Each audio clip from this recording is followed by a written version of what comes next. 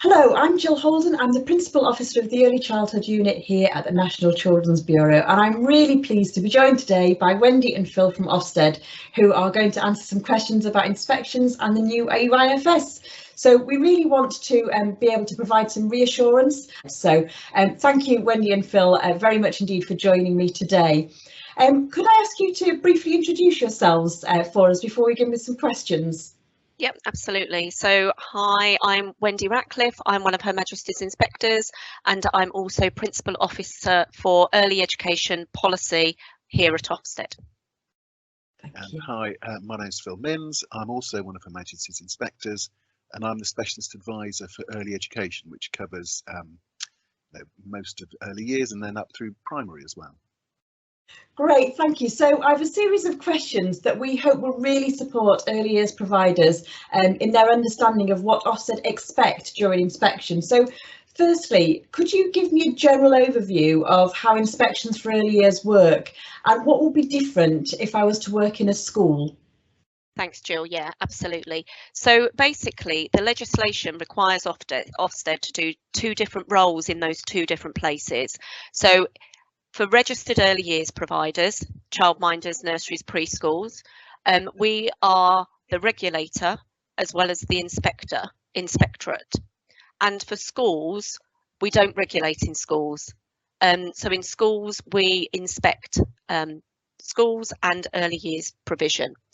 And ultimately, though, when we think about early years in both those places, we inspect in line with the principles and requirements of the early years foundation stage.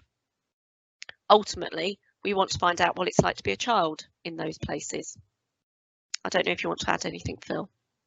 Well, obviously, there are sort of structural differences, I suppose, when we're looking, if, for example, when we're looking at early years in a school, what we're interested in is how what children learn in the early years then helps them to go on and do well throughout the time in the school. So when we're, for example, you'll probably ask us questions about curriculum later on, we're interested in how the curriculum is joined up when we're looking through a school, because we think, it makes to make it as easy as possible for children to do well.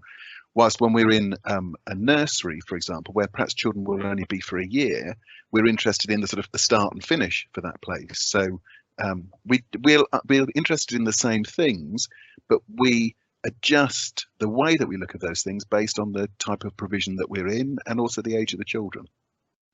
And again, childminders are different again, aren't they? So our frameworks need to be flexible so that inspectors can use their professional judgment in terms of thinking about what provision is this and what is it like for a child in this place.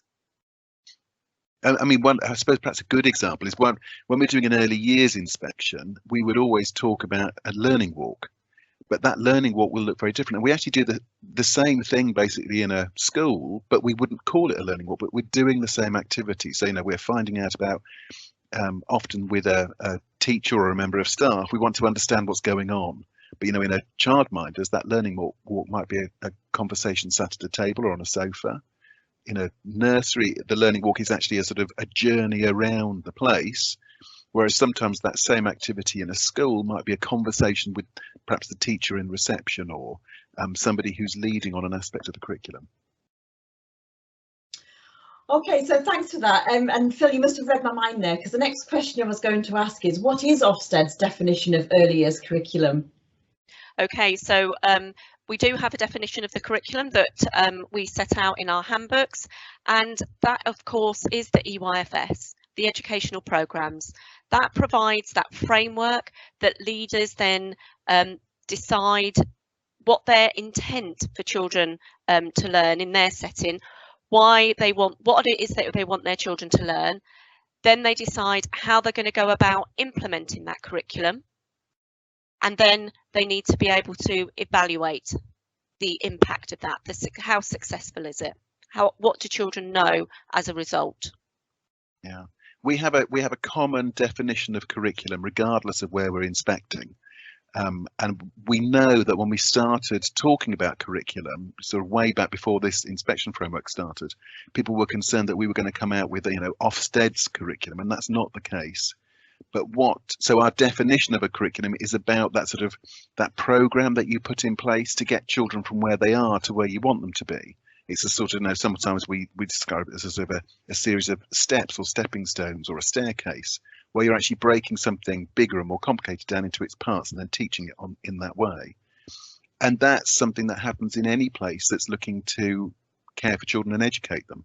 So whether they're 2-year-olds or 15-year-olds, you've still got to think, well, what do we want these children to learn, and how are we going to make it as easy as possible for them to learn it and get them to that place? So that's our curriculum.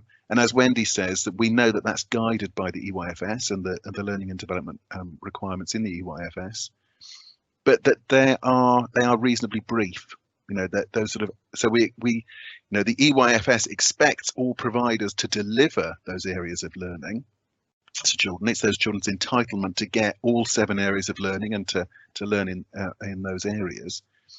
But how people choose to break that down and deliver it is very much up to them, based on what they know about their setting, their children, where they want their children to go to, where they're from, the experiences they bring with them. So we anticipate, it's part of why we deliberately put in place in an inspection an opportunity to discuss and find out about how people are doing that. Thank you. So can you tell me what Ofsted's view of teaching, planning and assessment in the early years is? That's a very quick question, isn't it? And we could probably do with about an hour to sort of get underneath all of those things. Perhaps if I just sort of give you the overview, and then Wendy will pick up on the things that I miss. So when we're looking at teaching, we've got a definition in the handbook of what teaching is, in the schools handbook and in the EY handbook, and we take a very broad view of teaching. Teaching is what an adult does to help a child understand something, perhaps that they didn't understand before, or to practice something that they need to become more secure in. We don't have, I think sometimes when they think of teaching, they think of children sat in rows, some dreary person stood at the front going on about something, but actually that's not what teaching is. Teaching is that engagement of the adult, the child, and the learning that needs to take place. As far as planning is concerned, we know that, and previously, we've talked, Gill, before in other settings, haven't we, in other places, about assessment, and sometimes the drive that assessment has towards paperwork. And assessment isn't about paperwork. Assessment is about knowing what children can do. It's about knowing your children really well. And so we don't have a predetermined view of what assessment should look like. And in fact, we won't look at paperwork from assessment. And the way that we will be wanting to find out about the quality of assessment in a place is actually, how well do you know these children? How well do you know what they can do? How hard it was for them to learn to do that last thing that they've learned? What are you taking them on to next? All of those questions. And then when we think about all of those things together, often that is about the people there. How well people know what they want children to learn, how well they know what these children can currently do. It's that knowledge of the children. A lot of it comes down to the knowledge of the children. Know your children well, basically. And we don't advocate a particular method of planning, teaching or assessment. It's up to early years providers to decide their practices. Thank you. So does Ofsted's view of the early years curriculum take a limited view of how young children develop, learn and progress? Well, we would say no. We would say that what we're interested in what providers, what are those adults, the teachers, are telling us about where they want their children to get to, and what their children could do when they arrived, and what they're doing to get them. And I mean, we do want people, I'm sure we all agree that we want people to be ambitious for our children. We would want all of our children to do as well as they possibly can. So we wouldn't want anything to limit their development. We're, always looking at the extent to which children get their opportunities to learn and develop across all 7 areas of learning. That's also very important. It's really important that they get the breadth of, the curriculum on offer in the EYFS, so that they do get everything. So we would definitely see our inspection about looking at the extent to which children have that broad offer, and there's ambition in there as well, that people want their children to do as well as they possibly can. And we we look at we consider the curriculum, for example, though, as the progression model, and by progress, we mean children knowing more, remembering more, so they can do more of those things that leaders intended. And also from wherever they were. So, you know, the child who, when they arrived in school, for example, who was nervous and not willing or able, didn't have the confidence to talk in a larger group, and who can do that now, we're interested in that sort of progress, the same as we're interested in the progress for a younger child in their, you know, their ability to count and you know, do that independently. You know, is learning in all areas and from where they were to where they are, and obviously under the 7 areas of learning. So we're interested in the progress that children make in PSED and their physical development as we are in understanding the world or any other area of learning, you know. And we'll, to be honest, even more at the moment, we're always focusing on prime when we're on inspection. And I think it's kind of that, you know, finding out from practitioners, leaders, teachers, why are you doing this for this child? Why this? Why now? You know, thinking about knowing your children well, because we're interested to know about that journey children are going on and where you're taking them. Thanks. So when it comes to inspection, are inspectors expecting to see detailed curriculum maps or schemes of work? No. I know that this is one of the things that sort of sprung up since some of the things that we've been talking about with curriculum have come about. We don't have an expectation on the paperwork that people use or have in place. What we do expect is that people have done that thinking and they know where children are and they know where they want their children to get. So for example, it's rather like the assessment, isn't it? If you're a childminder and you're working on your own, you've got a couple of children, you're probably not going to write very much down because you know it. You know those children, you know where you want them to get. It's all in your head. You don't have to communicate it to anybody else. But if you're in a large nursery with, you know, 7 or 8 members of staff, you might be wanting to write stuff down because you want everyone to support a child or a group of children in a particular way. So we would see that as a sort of decision for the place, the level of paperwork that they feel they need. When we're on inspection, what we're interested in is the extent to which there is a common understanding about where we want children to get, and the extent to which everyone can then deliver that. So how that is achieved, you know, what we'll comment on is the impact that's having on children. You know, so we've been to places where, for example, the setting, it was a nursery school where they wanted everyone to be able to learn to put the coat on themselves. And then when we were in the setting and we're looking around, we're seeing the extent to which children are supported to do that magical thing where they lay it on the ground and they put their arms in and they flip it over their heads. And we can see whether that's actually being delivered consistently or not. We're not interested in whether it's written down anywhere. What we're interested in is from the child's point of view, as different children in that place, are we going to receive this same level of support? You know, are we going to get what we need? Does that make sense? Is there something I've missed there? Wendy, what do you think? No, I don't think there is. And again, that's in our handbooks, isn't it? It's, you know, it's clear we added a new section to the handbook in September, just to be clear about the expectations of what, you know, Ofsted will or won't want to see on an inspection. That's really helpful, thank you. So what would Ofsted's view be on children sitting for long periods of time while an adult delivers a lesson?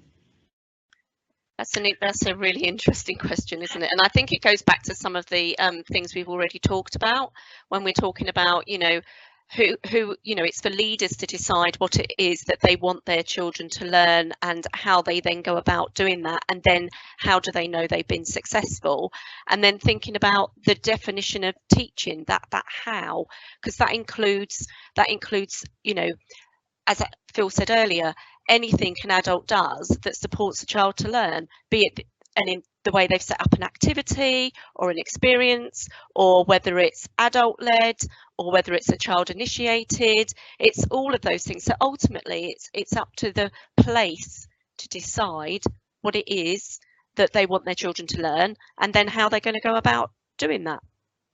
And we always talk about it in those sort of 2 stages. You know, first of all, it's thinking, what do we want our children to learn? And then deciding how we're going to deliver that activity. So if, you know, if we're in this scenario of children sat down. I think the thing about long periods of time is the interesting one, isn't it? If you've got sort of a group of 3-year-olds, I mean, there is a period of time for those 3-year-olds where they're probably quite actively engaged, and then there's a period of time where they weren't, and that's for the adult to decide, isn't it? But what we're interested in is the extent to which, again, people are choosing the easiest way to help children learn this thing that they need to learn. And if the easiest way is to sit down at a table and do something, then that's fine, as long as that's actually purposeful and engaging those children and helping them to learn or do something that they didn't understand before. But we can equally see places where that wouldn't work, couldn't we? I mean, again, thinking about some recent experience, there was a place where children were making a fruit salad, and they were all, I think they were actually standing at a table and chopping up their fruit to make their fruit salad. Well, that was a completely appropriate thing for them to do. If they'd been expected to do it for half an hour, it might have sort of waned, mightn't it? But actually, that when we were there, we understood what those children, what the setting wanted them to learn, and we could see that they were actually in a position where they could learn and practice and rehearse and do those things. So it's very much dependent on context, and also what we're interested in is the extent to which the setting or the school have chosen this activity because of what they want children to learn, rather than it just being a sort of, we always do this on a Wednesday afternoon sort of thing. Rather than the other way around, Phil, isn't it? Otherwise it's a bit like putting the cart before the horse. Yeah, absolutely. So and does Ofsted believe that there are some early years approaches that don't apply when children are in a reception class? I suppose I'll just sort of repeat some of the things that I've said already, really. As far as the approaches are concerned, we don't have a list of things that we like or don't like, things that we think are appropriate or not appropriate. It's very much down to the setting or the school, the teacher, the adult to decide what is the best way to help children learn this thing that I want them to learn. So the approaches I always think they're rather like tools, or cars, for example. You could give me a brilliant car. If I'm not a very good driver, I'll drive badly in a brilliant car, as the same as I'll drive badly in a poor car. The car doesn't tell you how good a driver I am, does it? And that's the same sometimes when we see tools or activities in a school or a setting. Just because you've got that activity, it doesn't necessarily mean the learning will happen from it. It's because some children could use a piece of apparatus and learn loads, and other children could just do stuff and not necessarily learn what you want them to learn from it. So it's very much about that intention, the thinking that's gone on sort of before the activity. So we wouldn't have a list of yes or no, do's or don'ts for reception. What we're interested in is the extent to which people have thought about what these children can do, what they need to do next, and how can we make it as easy as possible for these children to learn this next thing. So yeah, that's how we would look at those activities or approaches. Great, thank you. That's been really, really helpful. So I also want to ask you that what should a provider do if they feel their inspection was not carried out as we've discussed it would be expected to be today? That's a really, really important question, I think, there. And I think the first thing would be to say that actually is if you're concerned about how an inspection is going, communication is key, then you should be raising that at the time of inspection. So to get an understanding of why you might be asked a particular thing or why you're being asked for something. I think it's really important that, what we do as inspectors, we don't have anything other than no secret tool there that's not published. Everything that we do on an inspection is set out in our published handbooks, so it's there. And then ultimately, if things haven't been resolved, or you've still got a concern, then we've got a published complaints process.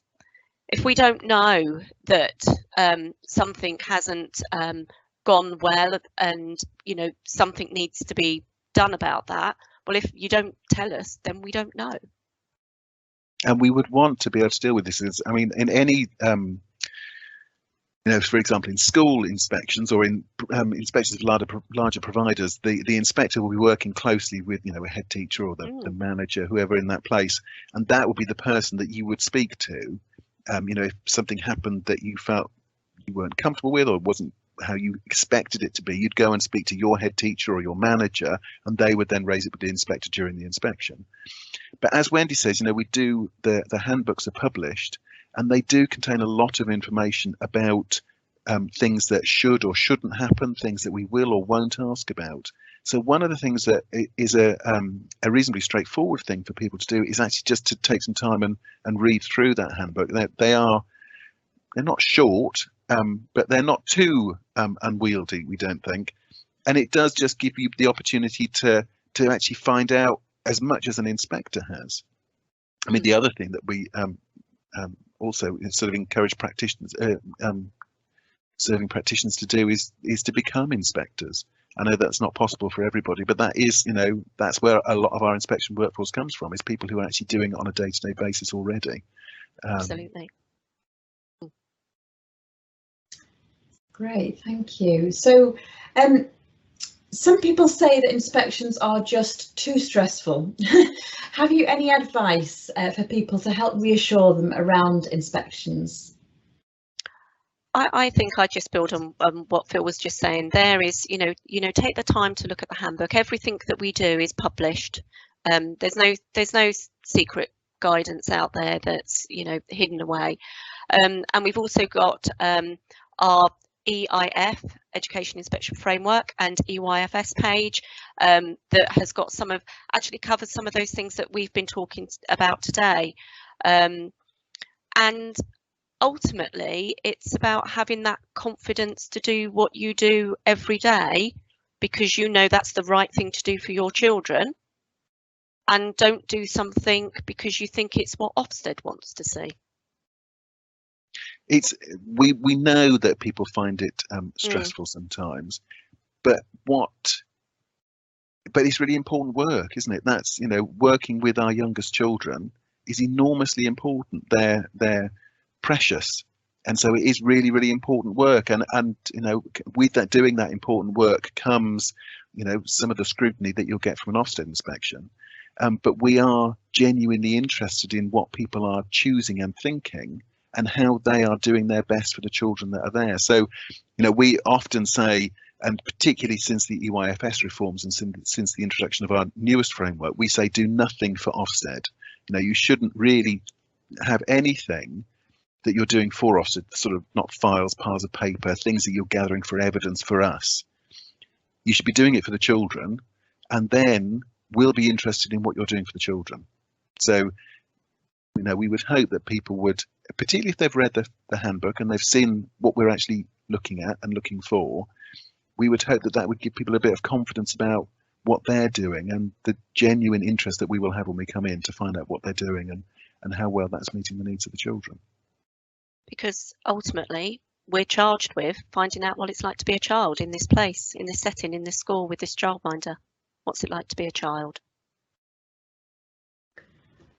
Lovely, thank you very much. I hope you don't feel like I've just completely interrogated you there for the last few minutes, but thank you so much indeed for joining me this afternoon. It's been incredibly helpful, and I hope that all the providers, practitioners and teachers and everybody out there who watch the vodcast will find it really useful. So thank you once again. No, thanks, Jill. Thank you.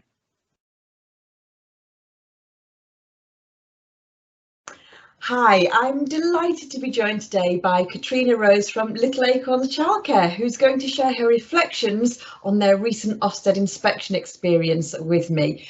Katrina, thank you so much for taking time out of your busy schedule to join me today. Really appreciate it.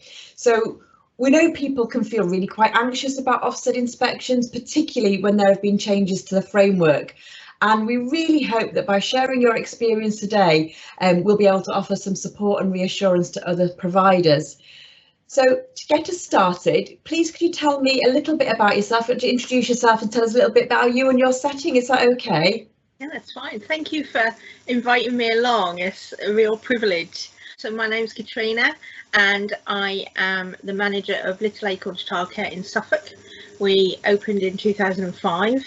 And I have been involved with the nursery since day one, and I took over as manager in 2017. I've seen the nursery grow from when we opened. We received a good Ofsted rating in 2009, followed by outstanding in 2015. Then we had inspection in 2019, which saw us rated as requires improvement, and then we were re-inspected at the end of July last year, and we received that outstanding again with flying colours this time. So it's been a journey. We're a fairly small setting. We have a team of 9, and that includes an apprentice that's currently doing her level 2.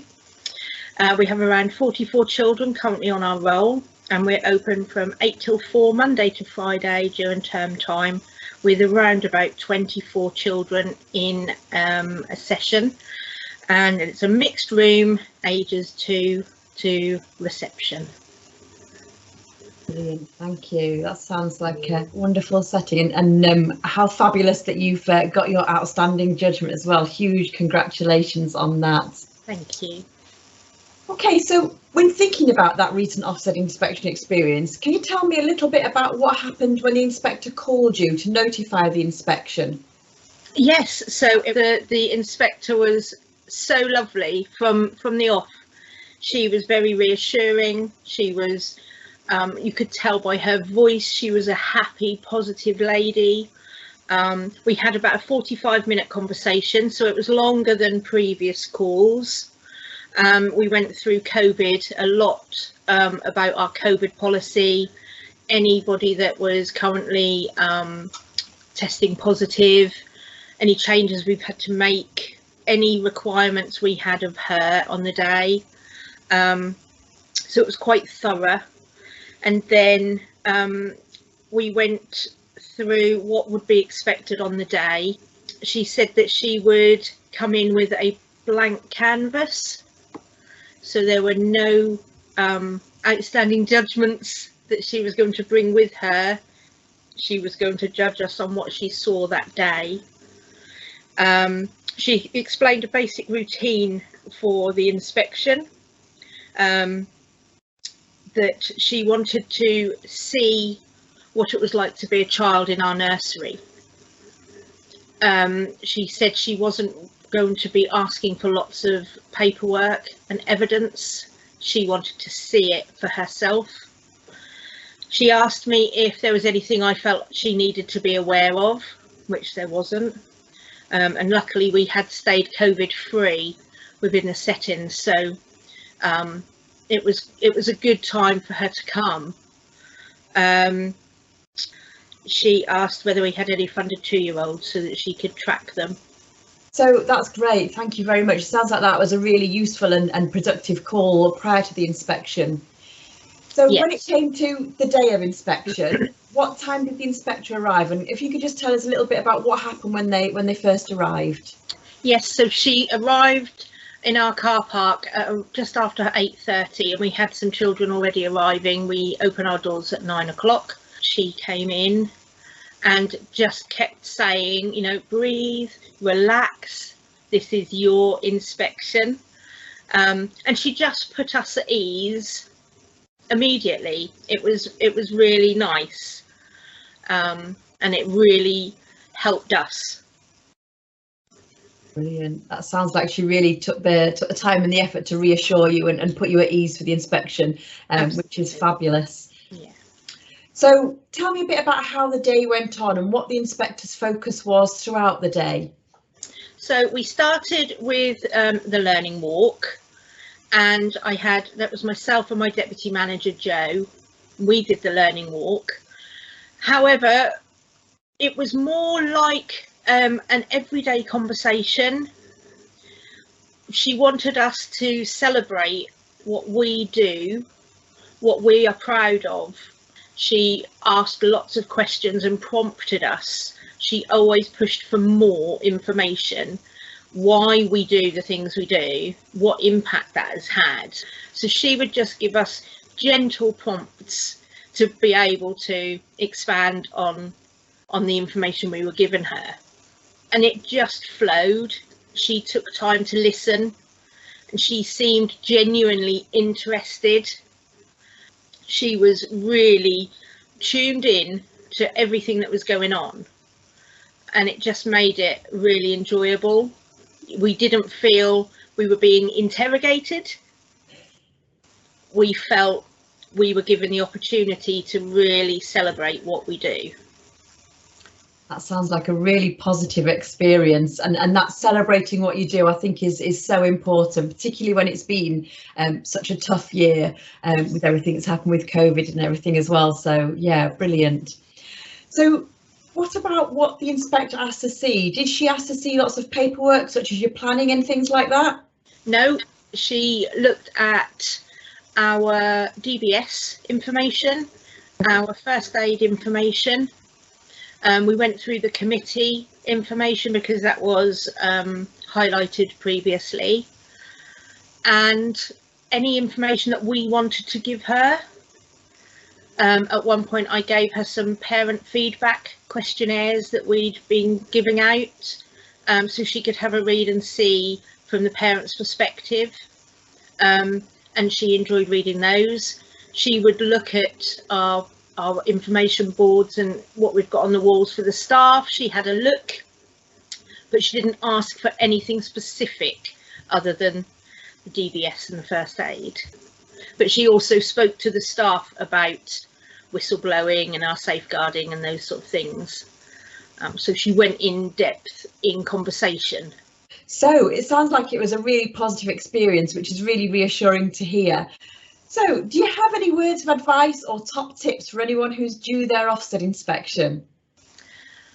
I think relax is the biggest, and it is really difficult to do that because it feels daunting. However, they listen to us and they trust our judgment and our knowledge. They know whether it's for Ofsted's benefit or whether it is just part of your everyday culture within the setting, and celebrate everything that you are so good at. Get the children involved. The inspector spoke to a lot of children because they had the confidence to come up and say, who are you? Why are you here? Come and play. And she did, and she chatted, and the children played such a massive part in the evidence that she gathered, the conversations. For example, she heard a member of staff use the word transparent in an activity, and then she heard a child repeat that word later in the day, and she could then see that this isn't just for Ofsted's benefit, this is our everyday practice, and these children are confident, independent, resilient. They made choices. Allow your children to do that. I think the biggest thing I said to my staff was really know your key children. Take that time, play with them. That's the only way you will be able to tune in to what they are interested in. Use your knowledge on how to challenge and extend their learning. So anything else you'd like to add before we wrap up? I don't think so. I'm really I'm very pleased with how the new inspections are carried out, because I think you should be able to trust the practitioner's knowledge, and not expecting all the paperwork now means we get more time with the children, which is why we're in the job we're in. So being able to spend that time with them can only be a good thing. So I like it, and it was a really, really positive experience for us as a whole setting. It boosted our confidence. The team are so motivated now. The whole dynamic within the setting has changed so much because it's been recognised that we do a good job. Fantastic. Oh, that's just so wonderful to hear, and congratulations once again on your Ofsted inspection outcome, and huge thanks again for taking the time out to talk to me today. Really do appreciate it, because I know how massively busy you are, so thank you very much again. My pleasure. Hi, thanks for joining us on this part of this vodcast about Ofsted inspections. I'm really pleased to be joined today by Natalie Wilcock from Corby Glen Community Primary School in Lincolnshire. Natalie, thanks so much for taking the time to join me today. I know how hugely busy it is for everybody at the moment, so really do appreciate your time today. To get us started, would you be able to just introduce yourself, tell us a little bit about yourself and your school, please? Yeah, hi, I'm Natalie Wilcock. I'm the head teacher at Corby Glen Community Primary School. We're a small village school with 4 classes. The children are mixed into different age groups in 3 of the classes. I started as a new head teacher in September 2021, and 7 weeks into that term we received the Ofsted call for a 2-day Section 5 inspection. We were requiring improvement at school, and we were really pleased to be able to get good in all areas on our recent inspection. Oh, that's brilliant, thank you. So obviously it's talking about the inspection that we want to focus on today, and we're really hoping, we know there's a lot of anxiety about inspections out there at the moment, and what we're really hoping is that by people hearing how it went for you, that will sort of help ease some of the anxiety out there. So thinking about your recent inspection, would you be able to tell us a little bit about what happened initially when the inspector called you to notify you about the inspection? So the day that we received the inspection call, I was actually out off-site at a course. So obviously that was a nerve-wracking experience to receive a call whilst I was on a course. But we were really pleased the inspector gave us time to be able to return from the course and gather thoughts before receiving the telephone conversation. It was a very, I would say it was approximately 90 minutes, but it felt like hours initially when we were doing the call. But it was hugely supportive. I explained that I was a new head teacher from September. The Ofsted inspector was really clear on all the processes, allowed me to ask any questions or queries. She talked to us about what to expect and referred to the new inspection framework booklet so that we knew exactly step by step what to refer to, what they were looking for. She talked about that she'd looked at our website and the information that she'd gathered prior, and then asked lots of questions, really trying to understand the context of our school, our community, where the children are, how they've been impacted really from recent events of COVID, but also work that we are recently doing to support the children on that educational journey. I felt that the support that we received on the telephone call was really reassuring. It allowed us to have a really clear expectation of what was going to happen over those 2 days, and also who the inspectors were over those 2 days that were going to be part of that supportive system. They were really understanding of the fact that we are a small village school, so they understood straight away that that would impact our staff because many of them carry many hats and lead different areas. And I think that was really important to us because they were understanding that our timetables may have to be tweaked in response to allowing subject leaders to have a breather in between any deep dives. And we really had a good discussion about what deep dive subjects we were going to have a look at, and they were looking at, particularly with the early years reading. The inspector was really clear that she wanted any readers that she heard reading to be listened to by a familiar adult, and I think that was really good because they considered the well-being and the emotional need of the children, and it was important for them to have a supportive adult present during those. And also for any of the deep dives for subject leaders, that she wanted to reassure that they could also have a colleague that they might work with jointly to be able to drive those subject areas. Great. So it sounds like that telephone call right from the start was really supportive and a great way to start your inspection. So when it came to the day of inspection, can you tell me what time the inspectors arrived and what happened when they arrived? Yeah, so the inspectors arrived at 8 AM, and obviously we did our usual checks before they came into the building. They then got ready in the room that they'd asked for, so they'd already spoke to us the day before of what they would need, the folder, some of the evidence areas that they wanted to showcase for the school. And then what they did is we sat down with all the staff, and this was really important. I had a very nervous team having gone through different previous inspections, and it just reassured them completely that they both went through the actual process of the day, what they were looking for, what they'd seen already from the websites and information from the telephone conversation.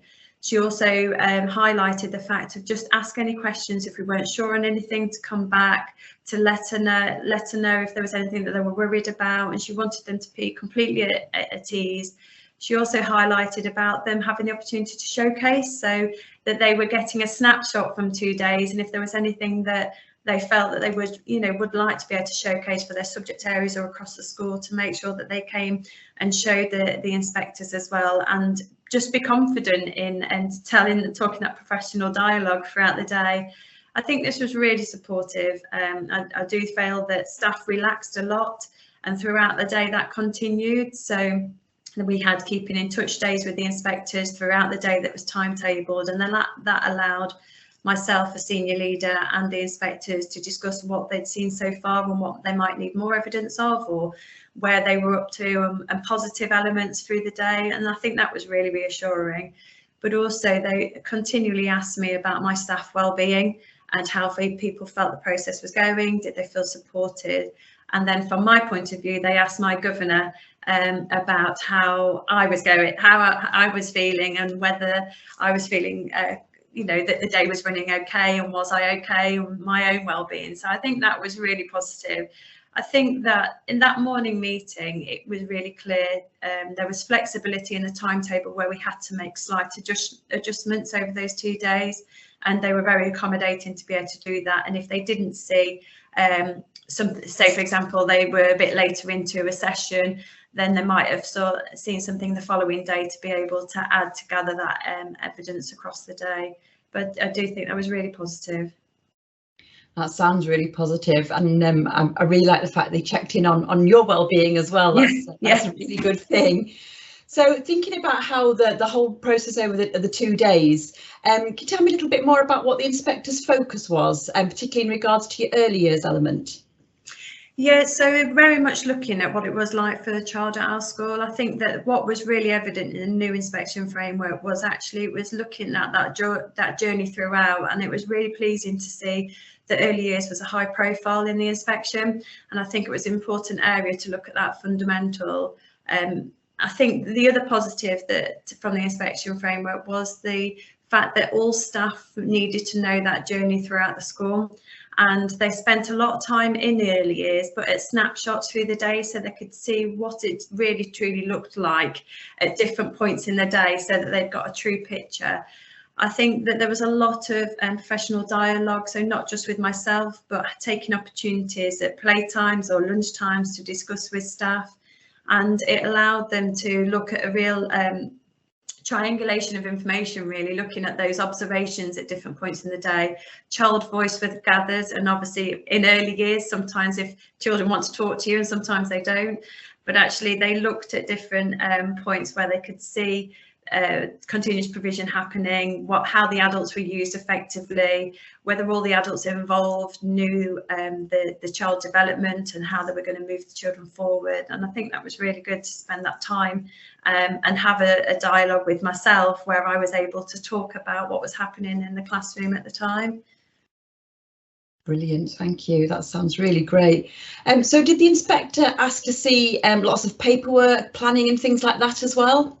No, there was no expectation to showcase any planning. I think that what was really evident throughout the inspection was that how we managed the staff's workload, and that it was a priority area for mental health and wellbeing for both staff and children. I think the idea of that professional dialogue and people being involved was really welcomed by all the staff, because they felt that they could talk about the children's journey, they could talk about why they were implementing the things they were doing and the impact so far. And I think that was important, that it took away the pressure of having large amounts of paper workload, allowed staff to actually focus on their day-to-day job and what their passions are for the children. I think that what was really good about all the observations was it wasn't spending endless times in lessons, it was snapshots and pockets of time in different lessons, so you could really get a view that there was a consistent approach across the school. And that was from the very beginning all the way to year 6. And I think that journey was, evident because when all the staff talked about it. And I think that the fact that staff know that there was an expectation of planning or looking at data allowed them to really focus on what they wanted to be able to showcase instead. That's brilliant. And I think, like you say, having that opportunity to say we do this really well and to really showcase that makes such a difference, doesn't it? So yeah, that's great to hear. Thank you. So do you have any words of advice or top tips for anybody who is due their Ofsted inspection?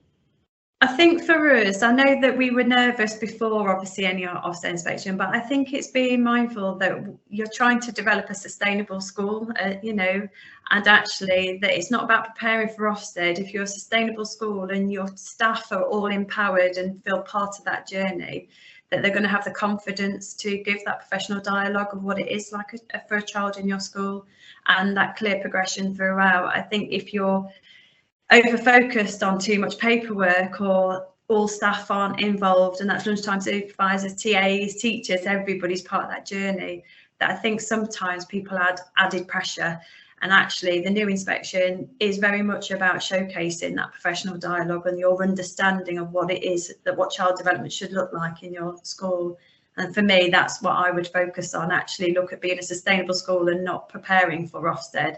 Ofsted is there to help support that. And for us, we felt like after the inspection that we came away with a really clear picture of what we were really strong on, which we knew deep down, but it was nice to have the clarity from Ofsted, but also with clear actions that are positive. And my staff felt really motivated after the inspection that we were on an onward and upward journey.